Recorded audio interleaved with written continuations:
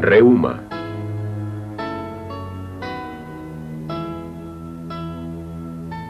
La palabra reuma procede del griego y significa corriente. Bajo el nombre de enfermedades reumáticas incluimos aquellos trastornos cuyo síntoma principal es el dolor a nivel del aparato locomotor. Frecuentemente esta sintomatología va unida a una disminución de la movilidad articular. En las enfermedades reumáticas se ven afectadas con frecuencia no solo las articulaciones, sino también las estructuras conectivas adyacentes. Diferenciamos fundamentalmente 4 grupos principales de enfermedades reumáticas. Enfermedades inflamatorias de las articulaciones y la columna vertebral, dominando este grupo la artritis reumatoide. Enfermedades articulares degenerativas. En este grupo incluimos en primer lugar la artrosis de pequeñas y grandes articulaciones y la espondilosis o artrosis de las articulaciones vertebrales. Reumatismo de partes blandas con sus diferentes manifestaciones. En ligamentos, tejido adiposo subcutáneo y en la musculatura. En los tendones. En las fascias musculares. En las bolsas tendinosas.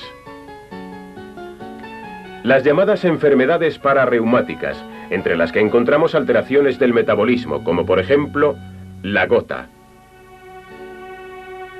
El reuma en todas sus variantes no solo es una enfermedad muy frecuente, sino también de un gran coste económico. En la República Federal Alemana se estiman los gastos por pérdida de trabajo, jubilación anticipada y medidas terapéuticas, solo en el caso de la artritis reumatoide, en unos 30.000 millones de marcos anuales. La duración media del tratamiento supone de 13 a 17 años. Según la AOK, se estima que anualmente se ven incapacitados para trabajar unos 600.000 pacientes. La etiología de la mayoría de las enfermedades reumáticas aún es desconocida, por lo que no es posible desde el punto de vista de la medicina académica un tratamiento etiológico. Por ello, la finalidad del tratamiento es aliviar o eliminar los síntomas por los que el paciente acude al médico.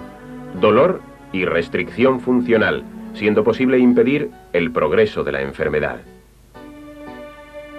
Al mismo tiempo entran en acción, sobre todo, 3 principios terapéuticos aislados o combinados. La terapéutica física, fisioterapia.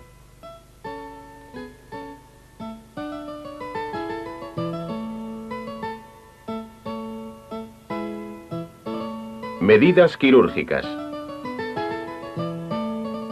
Y sobre todo, la farmacoterapia, a la que no se puede renunciar en este tipo de enfermedades. Como se trata de una terapia a largo plazo en toda la regla, el elevado número de efectos secundarios de los fármacos, en su mayoría químicos, representa un peligro creciente.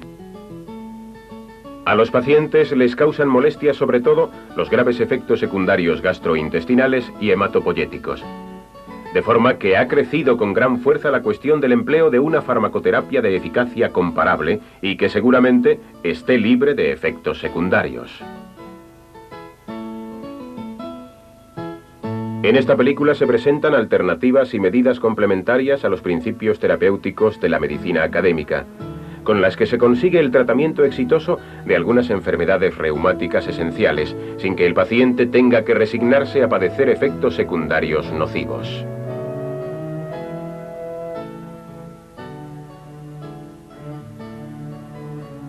El reuma y su terapia biológica.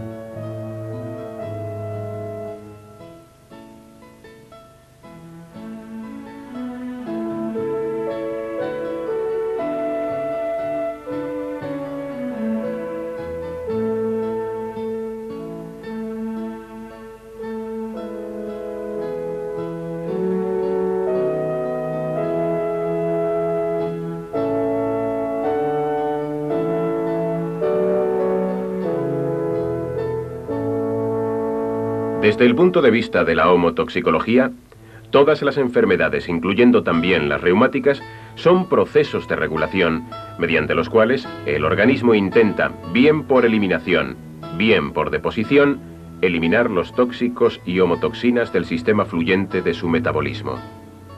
Este sistema se libera de las homotoxinas, eliminándolas mediante el proceso denominado excreción, y en caso de que este mecanismo no sea posible, mediante inflamación con exudación. Al objeto de que el organismo pueda lograr con éxito la exudación del nivel tóxico, el sistema de la gran defensa ha de estar intacto en todos sus componentes. Sistema retículo endotelial. Corteza de las glándulas suprarrenales, hígado, hipófisis y mesénquima.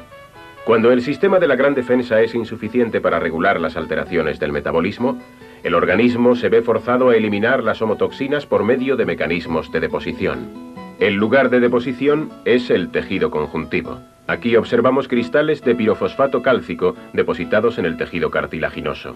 Las homotoxinas son sustancias tóxicas que ingresan de forma exógena en el organismo o bien se forman endógenamente.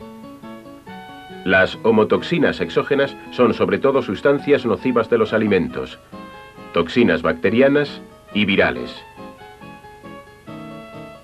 En las homotoxinas endógenas se incluyen productos que proceden de procesos metabólicos, como por ejemplo histamina, cuerpos cetónicos y ácido úrico, o bien se producen tras traumatismos.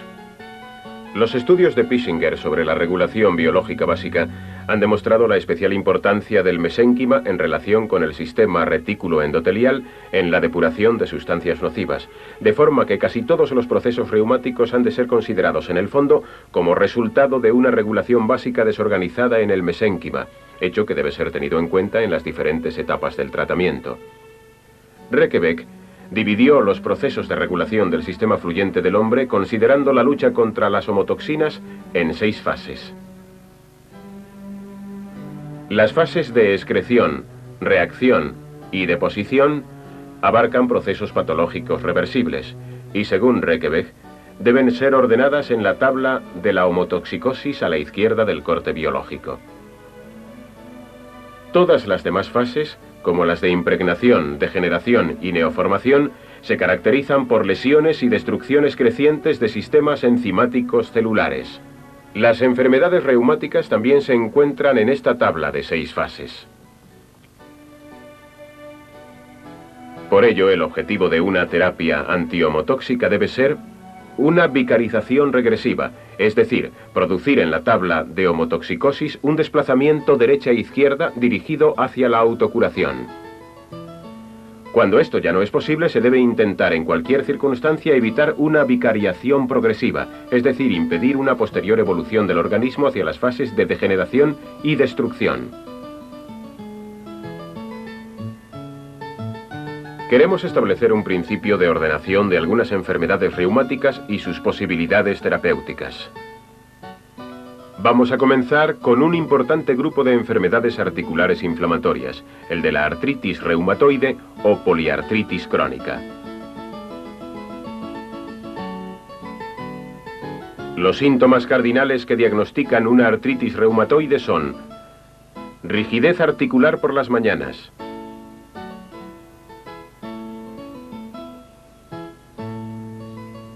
dolor a la presión y a la movilización de las articulaciones afectas, hinchazón de una o varias articulaciones,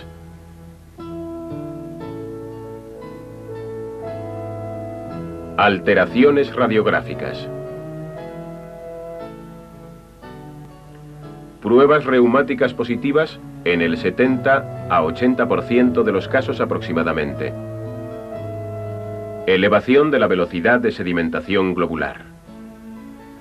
Vamos a resumir nuevamente los síntomas cardinales de la artritis reumatoide. Rigidez articular matinal. Dolor de una o varias articulaciones a la presión y a la movilización. Hinchazón articular. Cambios apreciables radiográficamente. Factores reumáticos positivos. Elevación VSG. La artritis reumatoide transcurre en 4 fases. En la fase 1 se encuentra una sinovitis estéril con infiltraciones linfocitarias y edematización de la membrana sinovial. La fase 2 se caracteriza por un tejido de granulación que procede de la membrana sinovial y prolifera en el tejido articular, erosionándolo. En la fase 3 se observan erosiones subcondrales. Este proceso se observa a nivel radiográfico por la desaparición del cartílago y el principio de deformidad articular.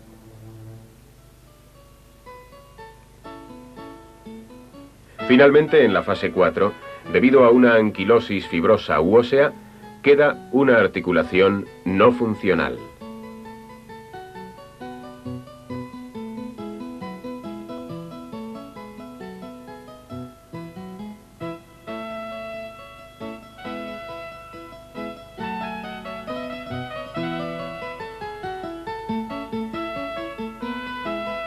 En el paciente aquejado de poliartritis crónica, en la que se ven afectadas simultáneamente numerosas articulaciones, se hace evidente que, en el fondo, existe una causa sistémica. Se intenta ordenar las 4 fases de la poliartritis crónica en las 6 fases de la tabla de la homotoxicosis. Así, el estadio 1 se incluye en la fase 1, la fase de la reacción. El estadio 2 en la transición de deposición a la fase de impregnación. Los estadios 3 y 4, debido a sus procesos de destrucción, se incluyen en la fase de degeneración. Se ve claramente que una artritis reumatoide, en los estadios 1 y 2, puede ser tratada biológicamente con grandes posibilidades de curación. En los estadios 3 y 4 hay que limitarse, bien o mal, al mantenimiento terapéutico de una mínima capacidad de movimiento.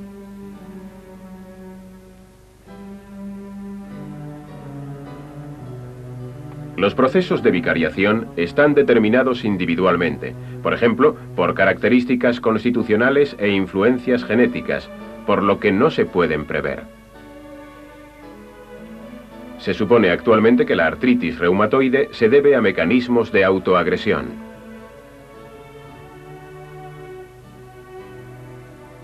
¿Cómo se puede ayudar a los pacientes con poliartritis crónica con remedios biológicos? Según las últimas investigaciones in vitro llevadas a cabo por el profesor Wagner en la Universidad de Múnich, se puede suponer que el preparado biológico combinado Traumel interviene, entre otros, en la inmunidad celular.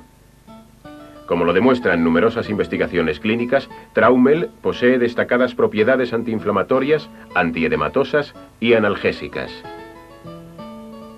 Puede administrarse por vía oral y parenteral. Ha resultado especialmente eficaz la infiltración periarticular de las articulaciones afectadas.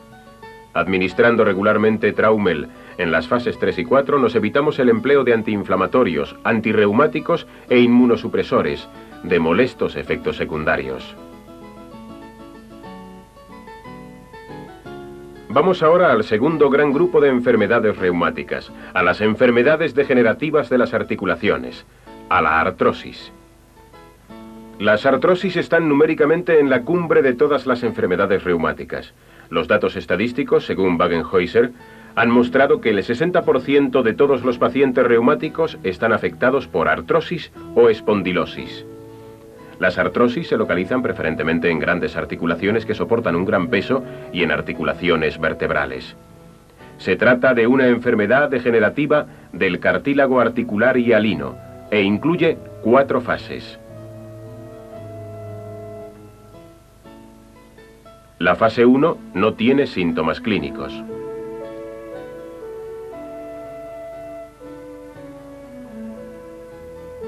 Pero en todos los casos se observa radiográficamente esclerosis de la superficie del cartílago. A nivel histológico nos encontramos con un principio de destrucción de la superficie del cartílago.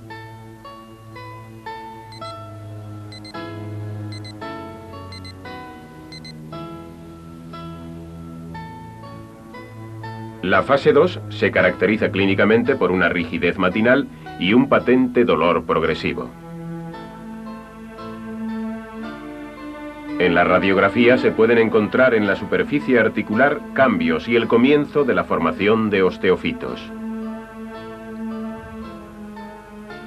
La preparación histológica muestra también una destrucción de las capas cartilaginosas más profundas.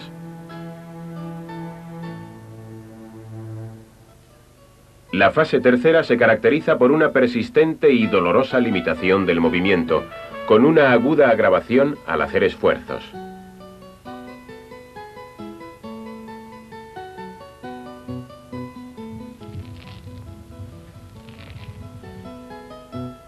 En la radiografía encontramos ahora quistes en las superficies articulares, estrechamiento del espacio articular y osteofitos claramente visibles.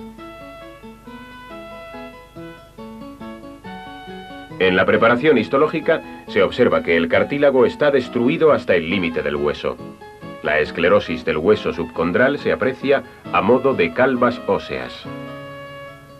Finalmente, en la fase 4 nos encontramos con un anquilosamiento más o menos marcado. El paciente se queja de dolores insoportables. El espacio articular ha desaparecido. Aquí el tratamiento de elección es quirúrgico, la prótesis. La cabeza articular operada que veíamos justamente en la radiografía con los controles radiológicos tras la sustitución de la articulación. El histólogo encuentra en la fase 4 de la enfermedad huesos fuertemente desgastados y eburnizados. Como la artritis reumatoide en sus fases crónicas afecta preferentemente a las manos, debe hacerse un diagnóstico diferencial con la poliartrosis. La diferenciación se logra la mayor parte de las veces sin dificultades. Atendiendo a la localización en la poliartrosis, el paciente presenta dolores en las articulaciones terminales de los dedos o en las articulaciones medias. Por el contrario, en la artritis reumatoide, es sumamente raro encontrar lesión de las articulaciones de los dedos. Típico de la artritis reumatoide son las afecciones en las articulaciones de la base de los dedos, así como en la articulación de la mano. Con excepción de la articulación del pulgar, estas articulaciones prácticamente nunca se ven afectadas en la poliartrosis primaria. Las medidas terapéuticas en el caso de todas las enfermedades degenerativas tienen que partir de la fijación de un objetivo: el abordar el proceso lo antes posible e intentar detenerlo. Cuanto antes se trate la artrosis, más grande es la posibilidad de éxito. Así como Traumel se considera de elección en caso de enfermedades reumáticas inflamatorias, se dispone del preparado CEL para el tratamiento de las afecciones reumáticas degenerativas. Este preparado, además de acción estimulante de la circulación, posee efectos regeneradores del cartílago. Se recomienda este preparado combinado para su administración periarticular o intraarticular.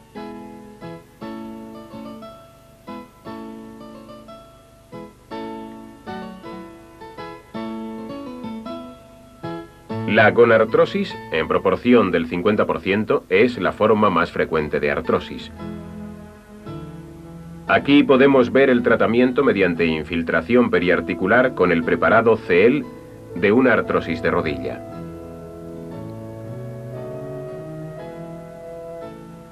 Como todos los remedios biológicos tratados en esta película, también CEL se ha comprobado eficaz en numerosos estudios y se ha documentado su elevada eficacia. En 2 estudios realizados independientemente se inyectó CEL de forma intraarticular. En el primer estudio, con 110 pacientes con preartrosis, artrosis y artralgias postraumáticas, fueron dados de alta el 93,6% con muy buenos resultados terapéuticos. El segundo estudio mostró buenos resultados en 89 de 101 pacientes con gonartrosis. En ninguno de los 2 estudios se presentaron efectos secundarios en los pacientes.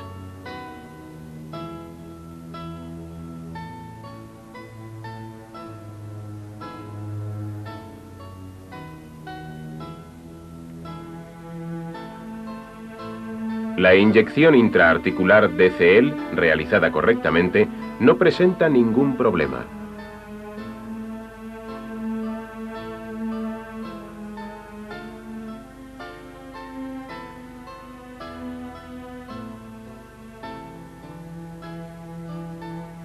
Actualmente se han realizado diferentes investigaciones sobre la acción protectora del cartílago de CEL en un estudio. Esta acción se ha verificado con la técnica de la artrografía.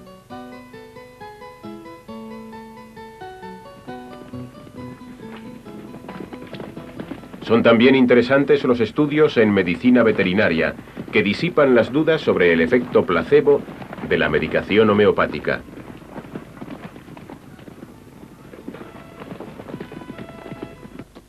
Los animales no reaccionan a las dosis placebo.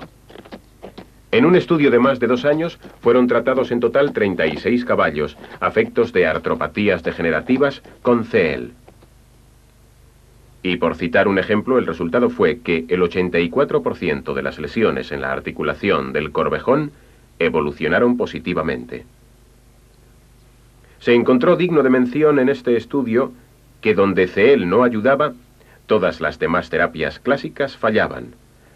Antiinflamatorios, inyecciones intraarticulares con mucopolisacáridos y ácido hialurónico.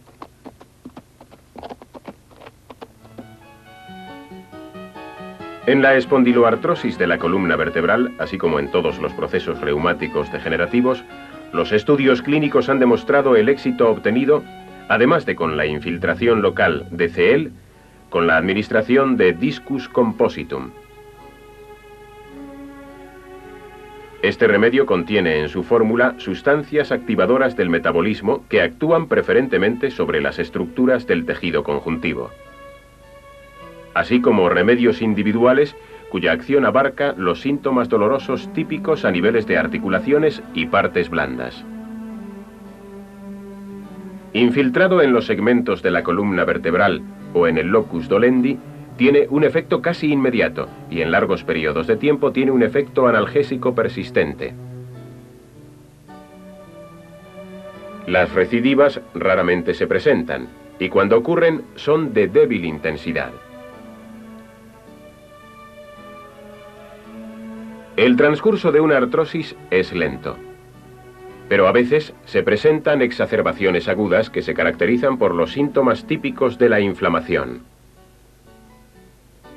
En estos ataques agudos se recomienda el empleo combinado de Traumel, antiinflamatorio de eficacia sobresaliente, en inyección mixta con los medicamentos anteriormente citados, CEL y Discus compositum. De esta forma se logra una disminución de los síntomas agudos.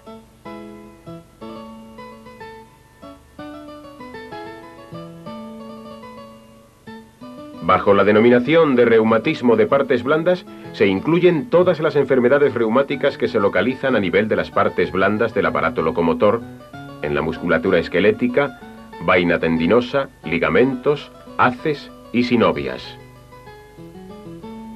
El síndrome hombro-brazo es una de las enfermedades más frecuentes de este grupo. Este caso se trata de una tendomiopatía cuyos síntomas principales son dolor y limitación de la movilidad. Los dolores se presentan sobre todo con la elevación y la rotación, así como durante la noche. El dolor irradia a la zona de los tendones del hombro, del brazo y la nuca. Cuesta mucho peinarse y vestirse.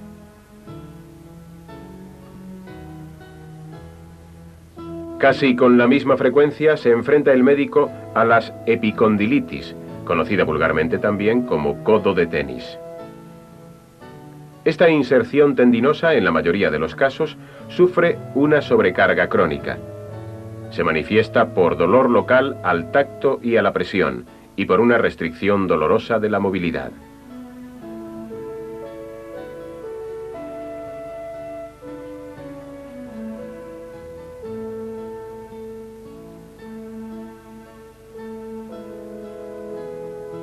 La bursitis también es un ejemplo típico de manifestaciones reumáticas de partes blandas. Es por lo común una enfermedad inflamatoria con formación de exudados. Este exudado se puede hacer visible o palpar como una edematización fluctuante. En todas estas enfermedades reumáticas de las partes blandas se pueden administrar Traumel y CEL con buenos resultados.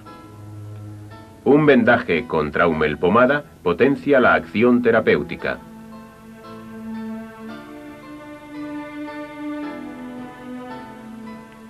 El último grupo de enfermedades reumáticas lo forman las enfermedades pararreumáticas, que en su mayoría tienen un origen metabólico. Como ejemplo, queremos referirnos a una típica enfermedad del bienestar, la artritis úrica. En la República Federal Alemana son cerca de un 3%, la mayoría hombres, gotosos potenciales. Una vez que el nivel de ácido úrico ha alcanzado 9 miligramos por decilitro, la gota es un asunto decidido.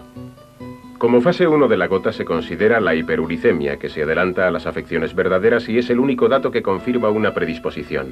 Ya que en la práctica médica diaria se han hecho rutinarias las determinaciones de ácido úrico, se toman con tiempo las correspondientes medidas terapéuticas y solo raramente se ven ataques de gota.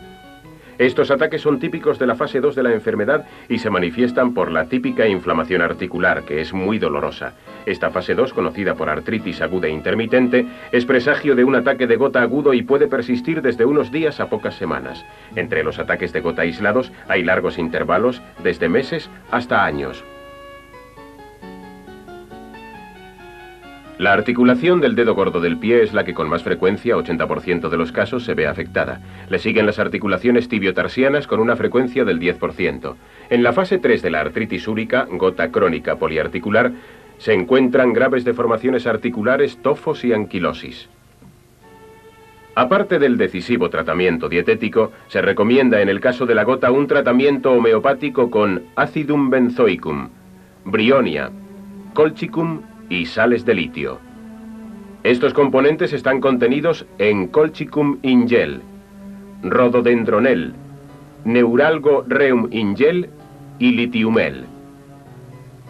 La artritis úrica siempre es expresión de una sobrecarga del mesénquima con la homotoxina ácido úrico.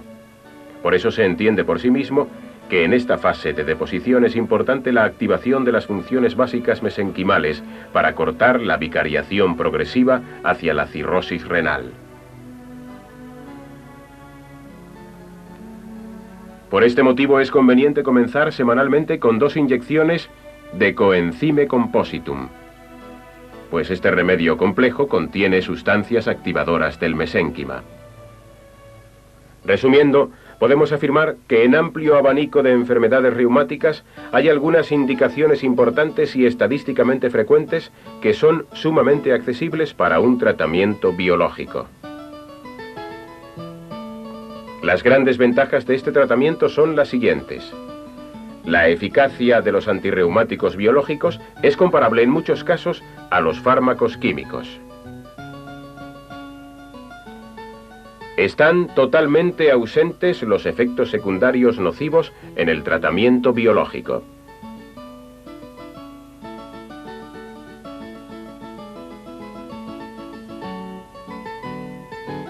No se conocen contraindicaciones ni interacciones con otros fármacos, de forma que en fases avanzadas de difícil curación se puede llevar a cabo una terapia combinada que en cualquier caso hace posible un ahorro de antiinflamatorios, analgésicos e inmunosupresores.